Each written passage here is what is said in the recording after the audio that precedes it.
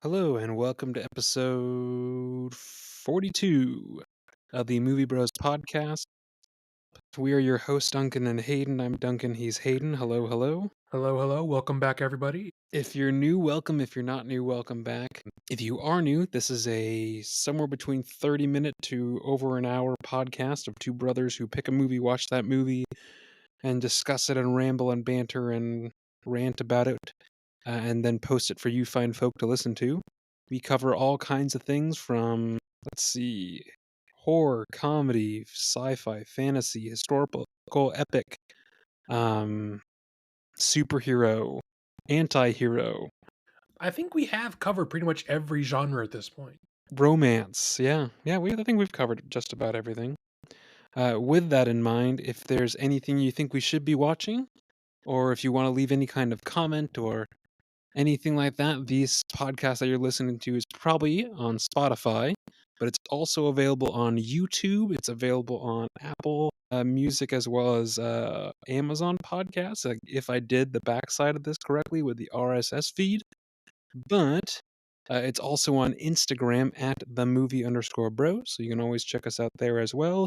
These podcasts are recorded usually around Wednesday or Thursday, and usually we post these every Sunday, so check for those. Otherwise, is there anything else I should cover in the top of the order summary, Hayden, before we get going? I believe we've hit all of our housekeeping notes. This week we are talking about the cinematic achievement that is Kraven the Hunter. Originally, we were thinking, well, maybe we can do Layer Cake, maybe we can do Tropic Thunder, but we decided to go for a true comedy and go with Kraven from last year. Is it last year or this year? It was like the very, very tail end of 2024. Okay. And on that note, let me run down some information here and then we can get into picking apart this Shakespearean masterpiece. So, again, released in 2024, this is directed by J.C. Chandor.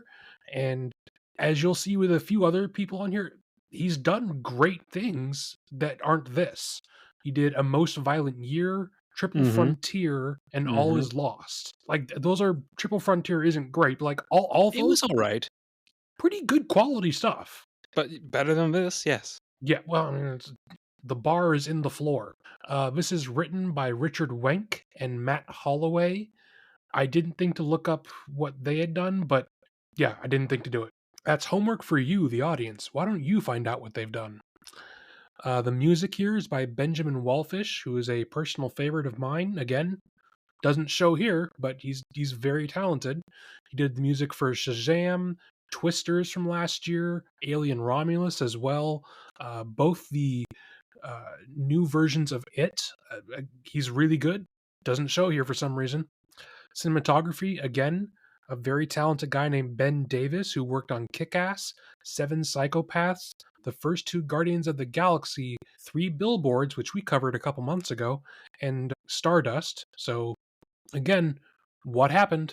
This stars Aaron Taylor Johnson, Russell Crowe, Ariana DeBose, Fred Hetchinger, Alessandro Nivola, and Christopher Abbott. And that is all my info I have. I think last week we started with our ratings, so I feel like we should. I mean, granted, I think it's gonna be pretty obvious through our discussion, but I feel like we should maybe bury that till the end this time.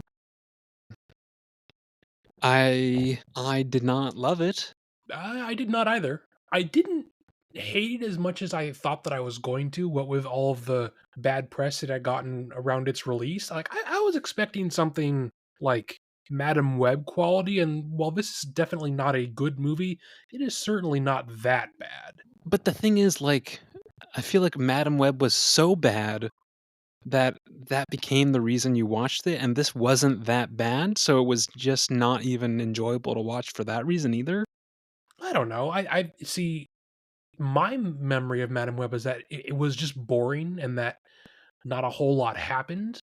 Like, Well, A, yeah, not a whole lot happened, but also, like, there was several pretty ridiculous scenes, true. I mean, and this I doesn't think, have that. I mean, there's a couple that I would probably wanna address, but well, why don't we just start in and we can just barrel through some stuff then? So the movie opens with the Red October hymn, and it totally made me like, "Man, that's a great movie." The Hunt for Red October is Oh, it really, like, that's really a is. fantastic movie. Yes. That might I mean, again, I don't know if it's I don't know if I'd put it Hunt in for my Red top 10, October, but I it's up haven't there. seen it in like a decade, but it's very, very good. Well, it's Alec Baldwin when he's actually, not shooting someone on set, and then it's Sean Connery. I mean, come on. Hey, it was ruled legally an accident. Definitely not because he's rich. Do you see that he also has his own TLC show now with his wife who's, like, 30? Of course he does. I actually thought the opening prison sequence, all things considered, was pretty cool. I mean, Not bad. I like we hadn't gotten into the super cheesy stuff that we'll get to later. Like, I don't know, that was like lower level bit of stupid action. I could get with it. It was kind of cool. The prison scene was fine, but I do feel I don't know, when I think of Craven in the beginning, in the middle, basically at any point in this movie, Oh, he I never don't think of Aaron Taylor Johnson. exactly, that he doesn't feel imposing, he doesn't feel scary enough. Well, he's not big enough, Yeah, that's the and thing, like, the guy is jacked as fuck, but he's not big enough. yeah, like he's definitely strong, but he's not tall enough. Like he's not Alan Richson. No, I definitely agree. Like, unironically, I think he probably would have made a good Craven because he's supposed to be this huge mountain of a dude. Mhm, And Aaron Taylor Johnson, while I do actually like him as an actor, like I think we talked about him when we mentioned Nosferatu a couple episodes ago, but like he has a very thin face. It comes kind of to a point on his chin. And when I think of the books that this is sometimes based on, like Craven was literally modeled after Tom Selleck. He's supposed mhm. to look like that. Oh, that's I kept thinking that, I was like, "He doesn't have the ridiculous big I mustache." wanted them like I kept waiting. Okay, we're gonna jump forward, and he's gonna have a big handlebar, black comb mustache. I was so disappointed he never got one. Well, it also made me think, like, the it's there's so many points in this movie, and I'm sure we'll probably reference it later on, but, like, it doesn't feel like he really needed a whole movie. I feel like he could have been the main villain in a Spider-Man movie that I think it could have gone really well, but Yeah, having him be, like, his own I I don't I, know, I I didn't think it's a mistake to portray him as a hero in the same yes, way that the first Venom, it is a mistake to portray him as a hero. And I for all of the Sony Spider-Man spin-off movies, they get all the characterization very wrong in that respect. Like they don't not to put it bluntly, they don't have the balls to really make it an actual anti-hero story. agreed. I did think the accent that he like, so, obviously, he's Russian, yeah, I get that, but Mhm. then, like, when he first sits down in that plane in the beginning and throughout the movie, when he switches back to, like, his American, his American accent just sounds odd. Well, I found the It accents pretty almost much from sounded dubbed. everyone across the board is really all over the place. Like, wait till we get to frickin' Russell Crowe, but just I felt like everyone and there's a lot of ADR all over the place. Like, it is not as bad as the Madam Web ADR, but Mhm. it is noticeable, especially for the lawyer character girl. Which Um, I can't Super anyone who's definitely not needed. A, not needed, but B, I don't think I could ever take someone whose name is Calypso, not like that dude, pick a Unless different you're in name. Pirates of the Caribbean. Yes, pick a different fucking name. And the Yes. whole tarot card, why we Seemed don't weird, need this. didn't need it. Didn't need Well, it. it's just like, that whole scene where she's talking with her grandmother when we're still in the sort of the flashback era, Mhm. and the grandma's like, "Oh, and by the way, here's our random magic potion of cure-all that I happen to have in my bag. Take it with you." Her line reading in that, she sounds like an AI robot because there is no like emotion in her voice whatsoever, even though she's supposed to be delivering this. Here's this deep family secret, and it sounded like I was listening to like a brain rot video. It was Well, there's a couple so times where, weird. yes, I think it's the delivering and the acting, but some of the writing is just not good. Oh, the writing is at best questionable. At worst, it's really bad. Like, and it kind of snowballs as the movie goes.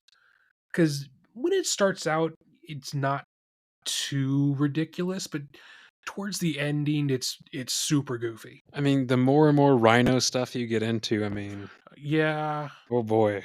I'm kind of on the fence with Rhino, to be honest, but we'll get there when we get there. Mhm. Something else I noticed, like really early on, there's a lot of like transition editing Yes. that feels really weird. Like it wasn't done with the director's like intention. Like it feels like it was done by the studio sometimes. Like they'll just have everything turn fuzzy, and then they'll like have like an MS Paint slideshow of different things like fading in and out of the screen. It was super weird, and it didn't fit with the rest of the cinematography style that the movie was going with, if you can call it that. Yeah, let's talk about the cinematography because, like, every once in a while, there would be a little nod of it trying to do something cool or Yeah, like interesting. every once in a while it'll have like some backlight framing, or like we'll go into Craven's POV, and we'll be zooming around in some trees, and that's kind of cool. But the rest of it is just badly shot. Yes. Like there's no other way. Like, I don't. There's no other way around that. And like I listed off the DOP's like other credits. Like clearly he knows what he's doing, but somewhere along the line he got the direction to do something else. Yeah, I mean, there's so many different factors on how a movie is like, why a movie looks the way it looks. Like, there's so Sure. many different, like, both green flags and red flags that can happen along the way. Oh yeah. I did like his jacket, if I'm trying to find positives. Well, I mean, I was about to say, what's a positive we have? I liked his jacket too, and I liked that we didn't see him put on the lion mane jacket until the very end, Agreed. because I feel like that would have been too silly. Yes, also agreed. Although I did like that we eventually saw it. But But on the side of costuming, so at first I saw it at the very beginning, I was like, "Oh, it's just a one-off bad choice by the costuming department." And then it was just the choice throughout the movie in different patterns, but every time they showed, Russell Crowe, he was in a weird necktie, like a weird I didn't know why he had an ascot either. It reminded me of Fred it from just Scooby was Doo. not good, dude. It was not a good ascot. Well, yeah, I don't know why he has an ascot. Like he's supposed to be like a tough gangster, and he's wearing like he's wearing a fancy necktie tied in a bow. It was super super weird. And I love Russell Crowe. If you look back at his filmography, generally speaking, he's an Oscar winner. Yes. But I feel like lately he's just been doing some weird Well, movie choices. he's done this. He's done that Drive Angry Trucker movie. He did a couple like possession priest horror movies, which all Uh-huh. bombed. Like I don't. Maybe he's just bored. I don't think he's wanting for money or anything like that. I mean, clearly not. But I'm just like, what is he doing? I don't think Aaron Taylor Johnson, whatever, should be Bond after watching this. No, but I would. And no, I wouldn't judge his Bond based off this, but just like No, that's what I generally was gonna say. speaking. Like, if I'm the people at Amazon casting, and I'm still looking at him for being Bond, I'm thinking of things like Bullet Train, That's because what I was about to say. I was like, yeah, obviously, if you look at him in Bullet Train, that's a little different. But even that, I don't know. God damn, I love that movie. The movie's lots of fun, but I don't think he has the right. He's not like British suave enough. Well, I mean, even Daniel Craig. When I think of a Bond face, they also have a squarer jaw. And we'll talk a little bit at the very end because I saw a spy movie this week that one of the actors is in the runnings supposedly for Bond that I think would do a good job. But yeah, I don't think Aaron. I don't know. I don't I think he's like the him as right an person. actor. I don't. Clearly, he was miscast in this. I don't think he's a good cast for Bond either. Something I did like, even though it wasn't explored in like a satisfying way, was that there was an underlying like theme of toughness equating to like leadership, and being masculine means you got to be strong and angry. And I like that. In some ways, they were trying to be like, oh no, you don't got to do that. And his brother is, you know, is like equally as valuable as a human being. He doesn't got to be, he doesn't have to be Craven. He can be the jazz singer or whatever. which I think would have been an interesting plot line to have. But Sure. then they completely throw it away at the end, and he becomes a mob leader anyway. Which I feel I understand.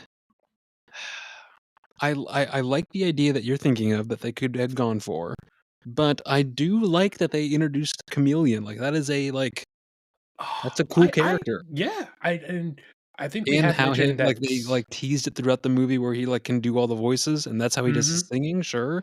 sure. I didn't understand who the guy with the goggles was, and he would like I had to freeze Google him. time I and had to like Google him. count. Even as like a comic nerd, I didn't understand who he was supposed to be referencing. So literally in the comics he's just supposed to be some hitman guy, but in the comics he had no powers or anything. So whatever this like 1, 2, 3 thing where it looks like he was freezing time or whatever. Like, and it wasn't even like a cool instance, and clearly didn't work. Yeah, not really. Again, I feel like Yeah, they could I have don't know. cut that out. Weird choice. I did like his like geodesic dome house Oh, in sure. Vancouver. I mean Russia. Yeah. Thought that was very cool. I kind of like the rhino. I mean, I don't. right up until the very end where he actually turns into the rhino, because then you get some of the worst CGI in the movie. But I think his character is, he knows what movie he's in because he's hamming it up. He's goofy, he's silly, He's he definitely kind of goofy. reminds me of like of Sharlto Copley a little bit. A little bit. Like So there is I a liked him. He was having fun. the scene where he's standing like over a sink and someone's like, Oh, that's "Oh, so famous and so what the fuck is the little that? shriek dude" What the is fuck is so that? funny. Like it's so hard not to just immediately laugh at that. I had to pause it and like because I had seen a clip of that before. I assumed it was edited. I didn't realize like that was the literal scene that they went with. Like beat for beat, What that's is what that? happened. It's so weird. But speaking of, I don't know if you know the actor, but the guy who played Rhino has done also some other good movies, and it just I seems didn't like think to an odd look. choice that he did this. What else has he done? So I don't know if you remember, but he was in Jurassic Park 3 as the young guy who went with Sam Neill Was to the he? island. He Oh was shit! Yeah. uh-huh. Who did like the paragliding, parajumping, or whatever Yes. Yes. with the Yes. He. pterodactyls. Yeah. Yeah. He had like he had the lucky gym bag and had like a strap on it and stuff. Yes, and he stole the egg from the pterodactyls. Yeah. Um, he was also I don't know if you've seen it, but it's actually really good, but I think I've talked about it before, but The Art of Self-Defense, he is the, like, You've fucked mentioned up it. he's the fucked up sensei in that, and it's really good. I could see it.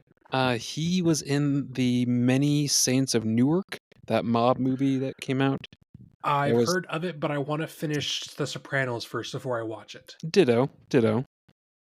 Uh, so Aaron Taylor Johnson, I don't know if you noticed this, but I couldn't not see it. Pretty much the entire movie, his eyebrows are stuck. Oh, in like a Jack Nicholson face? Well, he's got, like, this one raised, furrowed eyebrow look basically the entire movie. Honestly, there was other weird things going on I must have Sure, noticed, or I sure. must not have noticed. I also feel like this wasn't really that well choreographed. Well, see, I'm not sure if it's not well choreographed or if it's just not well shot because It might there be a bit of are. both.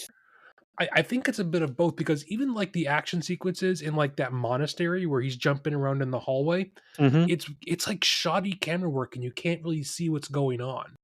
Well, or, So like, it might be both, when he's in the woods using, which I like, the actually like bear that part. traps and shit. I don't know, I feel like it could have been not more gruesome, but, like, Well, eh. I remember the trailers for this being like, "Oh, it's a rated R Marvel movie. Just Uh-huh. pretend you haven't seen Deadpool before. This has blood in it." And then you watch this and like, yeah, there's some blood, but not really. Like it's not, people aren't like, there's not gore all over the screen. Correct. Speaking of the monastery scene though, um maybe some of the worst security guards I've ever seen. The dude literally just walks in and walks behind them, and they're like, "Oh, well, I guess nothing's happening." It just, I get that he's supposed to be like this, super stealthy guy, but just like, are they all deaf? Well, I also feel like the henchmen are like the henchmen from, like, Arkham Asylum where you can, like, sneak behind them, and then they're like, "It's It the was bat." kind of like that, yeah. I did like that, like, there's one bit where It's like the blackness, like a shadow of like a door frame, and then you see his yellow eyes, and then he walks out. Like that's Yeah, cool. I like that. I'll And give and me it and it more of almost that looked shit. like, it almost looked like Puma or something like that. It almost Mhm, looked like mhm. tiger eyes. Like, that was cool. Why was that not done more of? Yeah, again, I feel like these movies are not going like what you know what I was thinking about this watching it, but like if they gave the like creative control of this kind of or this movie, whatever you want to call it, to like the people who did like the first couple seasons of Daredevil, would have been Absolutely, yeah. fucking awesome. Or, I mean, speaking of Bullet Train, literally give it to David Litek. I think it'd be too kooky and like crazy, like it'd be fun. No, that's a good point. I don't know. I I I do actually like the director from this, but for all of his other stuff, I think if you get someone who's known mainly for making like tense dramas, maybe not the best choice for a superhero action movie. Perhaps not. Perhaps not. Should we? I mean, Rhino. So the final act. So I'm I I'm feel like on the this. fence with Rhino. Like, I on the one hand, the comic book nerd in me is like, "Oh wow, that's really comic book accurate. I love that." is it accurate though? Because I don't think that's accurate. Yeah, in the book, he literally had like rhino skin all over him, depending on which era of the comics you were reading. See, I remember it like basically this big hulking dude who wore like like a suit. Oh, I mean, maybe in like the Steve Ditko era, but I don't know. Like, I appreciated the way it looked, but then on the other hand, as a moviegoer with eyes, I kind of hated the way it looked because whenever it would move about, because he was literally replaced with a giant CGI guy, whenever that character would move around, they put so much motion blur on him for some reason. It reminded me Yeah, of the Eric Bana Hulk. Like, it looked so dated, like, immediately. It was really strange. I did like the way that they did Chameleon though. Like, the I did again, too. that's a nice comic accurate look, even though Mhm, we only I see it agree. briefly when he's walking across the bridge. Like, that's cool. I also like that when Craven gets shot with like that definitely not scarecrow fear gas Mhm. dart. Um, his largest fear is spiders, which I'm like, huh, that'd be great if you could pay that off in another movie. Oh wait, we'll never get Right. it. Right. Well, I even wrote down like, oh man, uh, like this makes me think of like the comic Kraven's Last Hunt slash when he wears the Venom suit. Yeah, that's really good. It's really fucking good. I was like, oh man, like no, they don't have to do that exactly, but having him in a Spider-Man movie like with the Well, black suit, ugh, I think I mean just thinking about the Sony Spider-Man stuff just in general, the fact it when it came out in like a news story or something like that, that they could have used Spider-Man the character as an IP at any time, and yes. for quote unquote creative decisions just chose not to. Mhm. It boggles my mind because after the first like after Morbius, they would think, people want to see Spider-Man in a Spider-Man character movie. We should probably do that. And then they just continue to not do it. I just you have all these interesting setups where you could have worked Andrew Garfield Spider-Man or something like that into That's them, see, that's exactly what I was like, man, both and they Kraven just and chose not to do Venom, any of them. they definitely could have used Garfield's Spider-Man for either of those Yes. characters. Like 100%. I still think the biggest disappointment of the Venom movies is that Spider-Man is never there, because quality and tone of those movies aside, the Venom looks perfect. Oh, Like, it looks fucking awesome, it's dude. it looks incredible, and it just makes me depressed to know that that version of Venom is never gonna meet Tom Holland's Spider-Man. Mhm. Like, dude, like, I remember when the trailer for the first Venom movie came out and, like, you first see him, like, become Venom, Yeah. super fucking awesome. I was like, "Oh, I'm psyched, dude." Like, I actually, now that the quote unquote discourse around the Venom movies has kind of played out now that we have all three, I think I actually enjoy the first one a decent amount. In the same way that I think I enjoyed watching this in a weird way. Like, it's not a good movie, but there's enough fun to be had even unintentionally that I still have a good time. See, I would put them 2 on the same, I don't know, level, but again, I would put Madam Web on her own where it is so bad. No, I don't ever wanna rewatch it, but it's one of those, like you have to watch this at least once just for like It's more of a novelty experience. yes. Well, that's kind of all I had. Do we want to end out with ratings and then move on to our second half? Sure, yeah, I mean, that's more or less everything I had. There wasn't Sure, sure. a ton of deep things to say about it. That's okay. The movie didn't have a ton of deep things to say about itself. Well, considering I basically, like, finished watching this, turned it off, immediately left the house, I haven't even had a chance to rate this, so let me go to my Letterboxd. And if you are new folks, Hayden and I rate these movies on a scale of 1 to 5 stars, including half stars. So really, it's a scale of 1 to 10, but you know what I mean. This is Craven, and like the poster or whatever of him sitting on the chair wearing the pelt, like he that looks good, but it never really looks like that in the movie, and it never really feels that way. No, but I am glad we don't see him in the pelt throughout the whole thing. What I think both that poster and the announcement of it being rated R led us and pretty much probably the rest of the public to believe that this was going to be a lot like darker and quote unquote Darker. grittier Mhm, version I agree. of a superhero movie, Which it and then it really wasn't that dark. was not. I would probably rate this, if I'm generous, I would call it a 2. I would probably call it realistically like a 1.5. I think I'm probably a little more generous than you. I think I'm probably going like a 2.5, Wow. maybe a 3. I think, much as we mentioned last time about Mickey 17 and expectations and things, I had heard so much bad press about Craven that I was expecting it to be a lot worse. I was expecting to watch something like Madam Web level of like just calamitous writing. It was fine. I enjoyed some of the action sequences. Clearly, it's not good. I wouldn't ever choose to rewatch it, but it was okay. It's very middle of the road for me. It could have been much worse. I mean, hey, everyone's entitled to their own opinions. I wouldn't agree with you. That's okay. Yeah, I mean, it's happened before. Not often, weirdly enough, but it's happened before. Well, folks, that's our ratings on Kraven the Hunter. We're now going to segue over into Icebreaker Audio, which is we're going to discuss some light get to know you topics where you hear questions like this if you got a new job or you started a new class in school, just to help you guys know us more as human beings and not so much as disembodied voices you hear in your headphones or phone speakers. And if there's any questions you can think of that you're dying for us to answer, well, again, like I said at the top, you can reach out and find us on all kinds of platforms. But the question this week, Hayden, what is the best sandwich? The best sandwich? The best sandwich. Is it hot? Is it cold? Is there cheese? Is there meat? All right. The best sandwich. Okay, well, let me ask you this question. What is a sandwich if not savory and or sweet ingredients between two slices of like bread type products? Like between two waffles, you would have things like that, and that would be a breakfast sandwich. Would it not? I mean, it's one of those things where Like you that's not going to be my answer for best sandwich, but like let's lay the groundwork for what a sandwich really is. so is a hot dog a sandwich?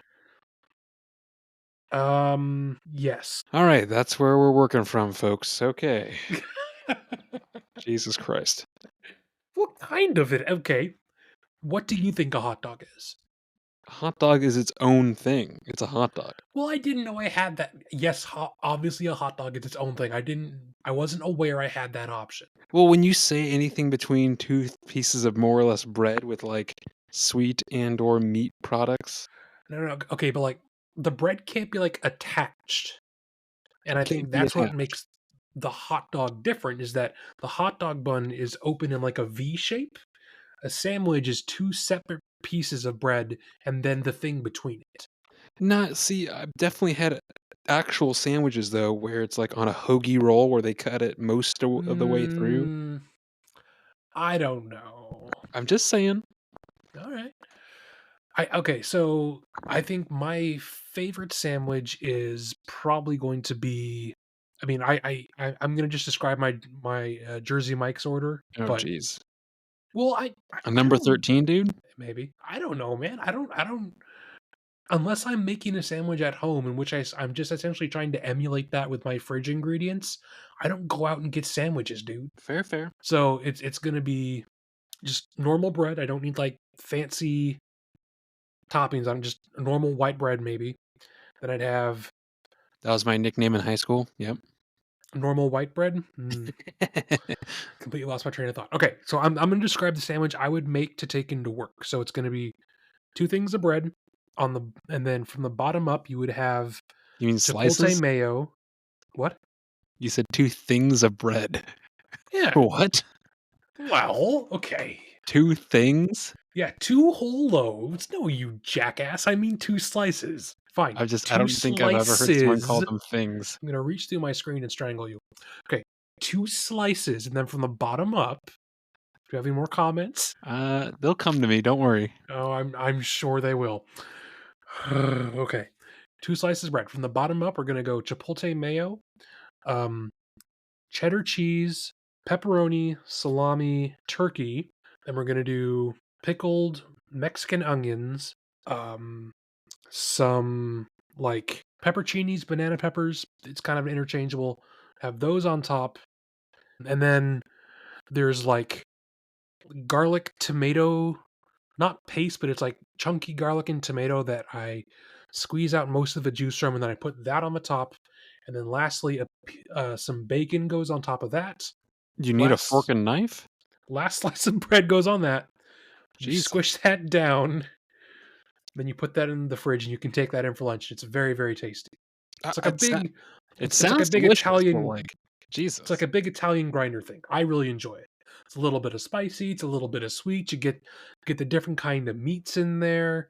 Got the cheese on there a little bit, but not too much cheese because if you have a lot of that, then it's a little overpowering. But I think it's very good. Well, Lincoln, what would your favorite sandwich be? Well, for context, folks, growing up, for whatever reason, my favorite sandwich would be white bread, mayo with Italian dressing, American cream cheese, or sorry, I American cheese, was about to and say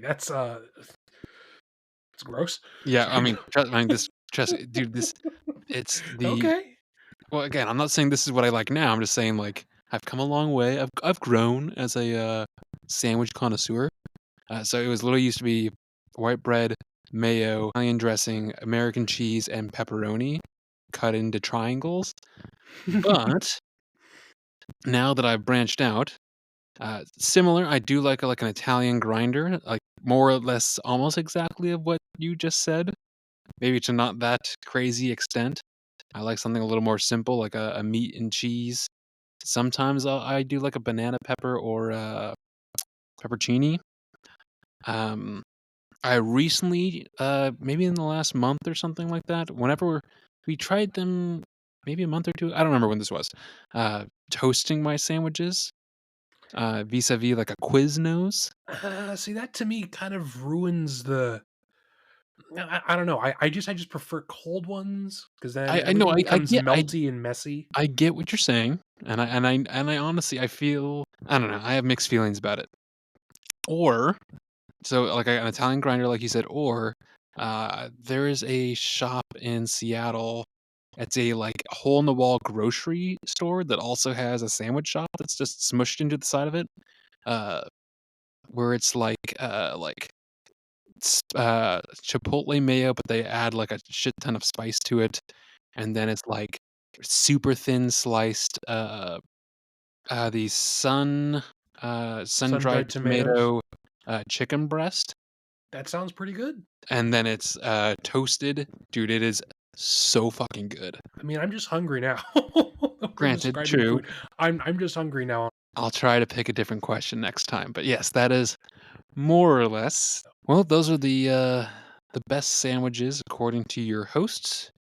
That has been Icebreaker Audio. That was Hey, enlightening. sometimes it's a deep discussion. Sometimes we talk about sandwiches. That's That's the fine. nature of the it's the nature of the section. Well, was it last episode or the episode before we were talking about like, oh, when was the last time you cried, man? Like, that fuck. that was the end of the lighthouse. So Okay.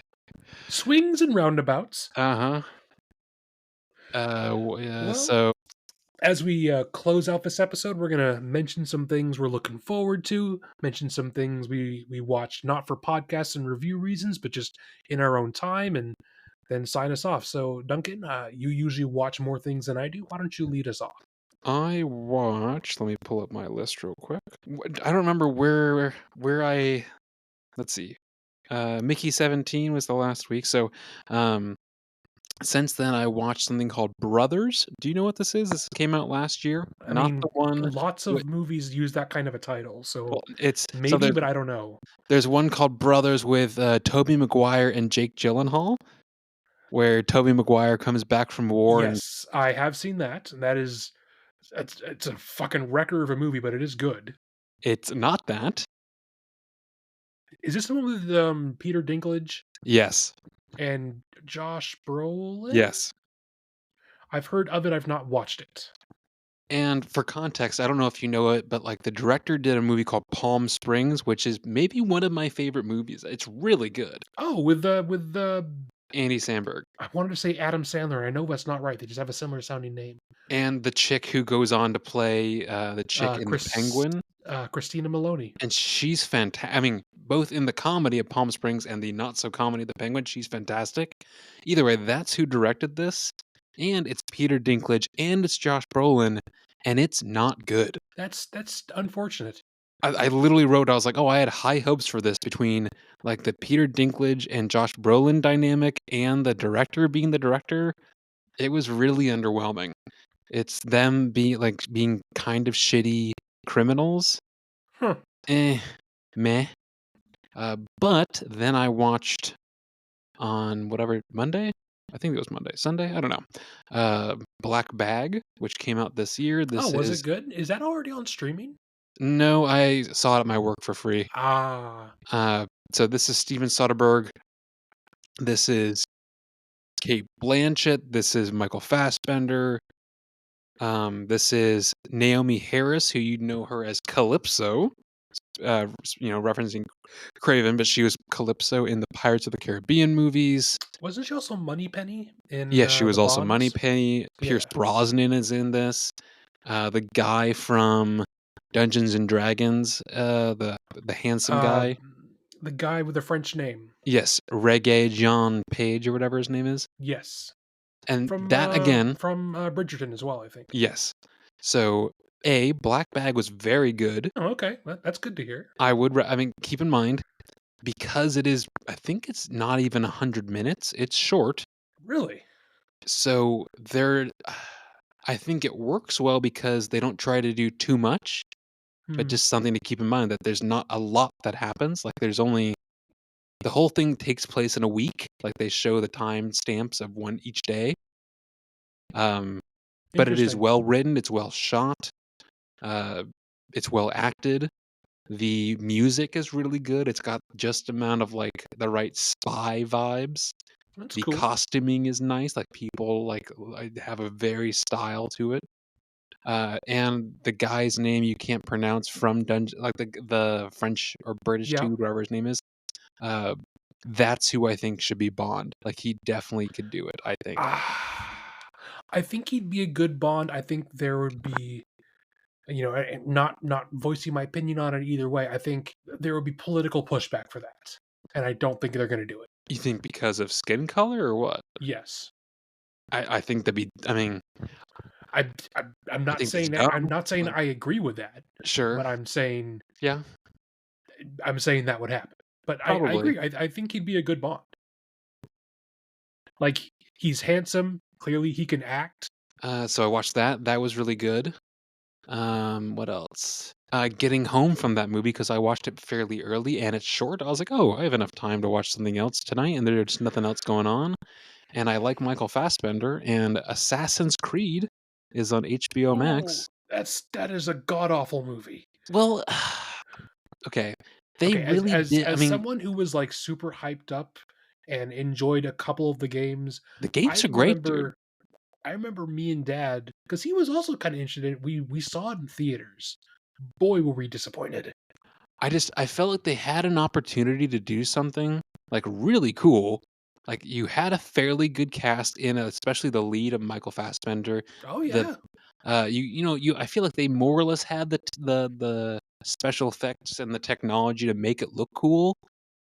And I think, oh god, I don't know if it was just not a good story. I don't know if it was just they don't have enough time in 2 hours to make a whole thing that Well, lives no, up they to the don't. hype. I mean, there's so much going on in any one of those games, like story wise. There's no way you could condense that down into one movie. Like, if anyone should make it, like they should make it for like a Netflix or an Mhm. HBO series or something like that. There's too much to cover in a satisfying movie. Yes, agreed.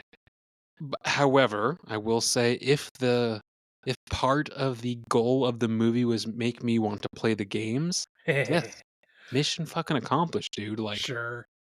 watching it, I was like, there's several points where you almost felt like you were watching a video game, and I was like, "Oh, Hmm. man, I miss doing this. Oh, I miss sneaking through crowds," which I feel like they didn't do as much in the movie, or maybe that's what took me out of it. Like, in the games, there was such a heavy push for, like, oh, being silent and being, like, sneaky, and the movie, there's not a whole lot of sneaking, like, when they're yeah, I don't know. I think it was obviously a missed, movie, and, maybe try again in a decade, who knows? Yeah. Yeah. But besides that and Kraven, I think that's more or less everything I saw. That's only 4 movies. I will say I have been watching, The Rings of Power on Amazon Prime. Are you like being forced at gunpoint or something? No, and I think it gets a lot of hate, and some of that I understand.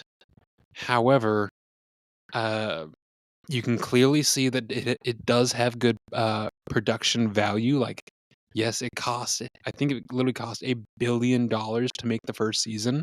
It is their most expensive series Amazon's ever made.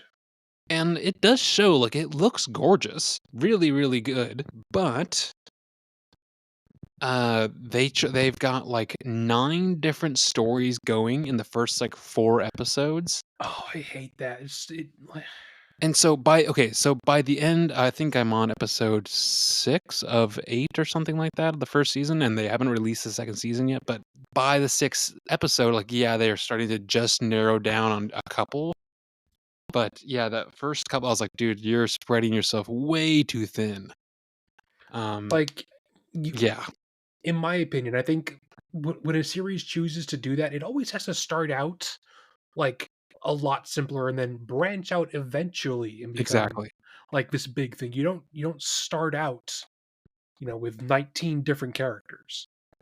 Yeah, and that's why I think something like Lord of the Rings, or even to a certain degree, The Hobbit worked well because it was a set cast of like, oh, here's like 5 or 6 characters that are around each other all the time.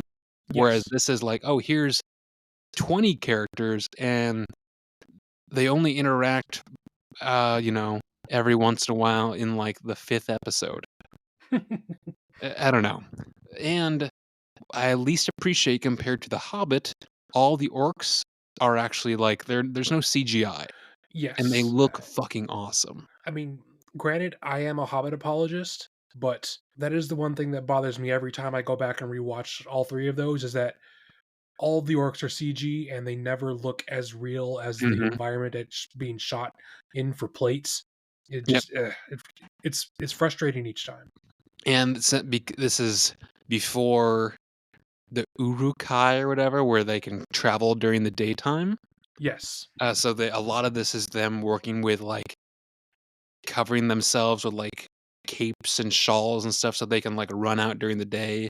And Hmm. they're like building tunnels to like stay in shadow and Yeah, that's it interesting. it was, I mean, again, there are parts of it I think it's gotten better. So that's why I'm still watching obviously, but uh yeah, I it's not obviously I think what they hoped it would be, but I don't believe it deserves the hate that it has. That's fair.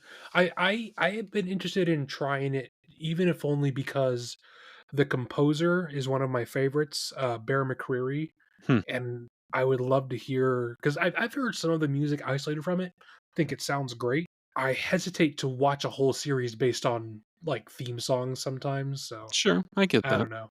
Well, I have watched two things recently besides besides Craven. I went out this past weekend over to the Olympia Film Society, which is something I enjoy doing. They have this nice old theater, and they run like classic movies or limited release stuff. And they were running a kung fu samurai movie from 1967 called The Dragon Inn, which I Of knew course nothing they are. about. Which, it sounds hokey and silly and fun. Like, all right, I can spend an afternoon doing that.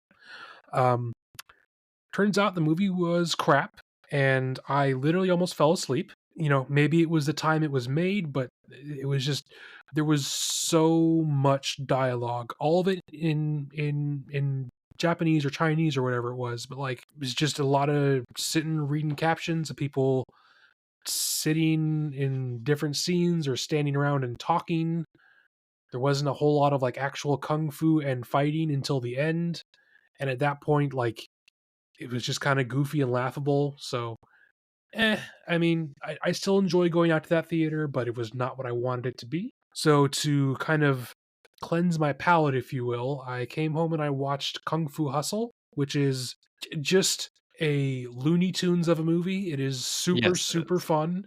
Like, I think, like, unironically, that would probably be that if I were ever to make a list of like my favorite action movies ever, that would probably be fairly high up there just because it is so it so knows what kind of a movie it is. It is so goofy and silly, but like at the same time, the kung fu scenes are so well done and so well choreographed.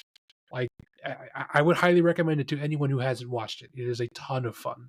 Um, and that is the only two things I've watched because it's the start of the month, and that means work is super super busy because we're getting towards summer. And since I work at a construction supply place, for lack of a better word, all of our orders are ramping up because you do all of your construction work in the summer.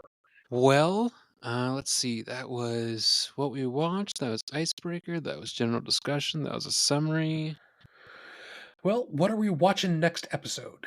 Well, if my memory serves, as we So, are in okay, a so to be fair, we have gone back and forth of this, like just in like phone messages and things like that. And even last episode, listeners, you may remember, we said we were going to be watching something completely different.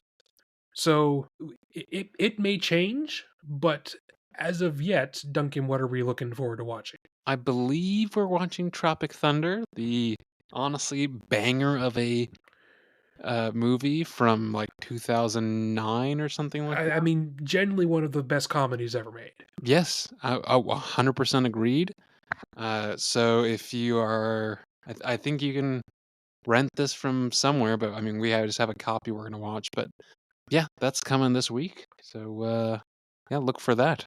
Well, folks, again, follow us on our socials, leave a good review, follow us on Spotify, Apple Podcasts, Amazon Music, all of that jazz, and we'll see you in the next episode.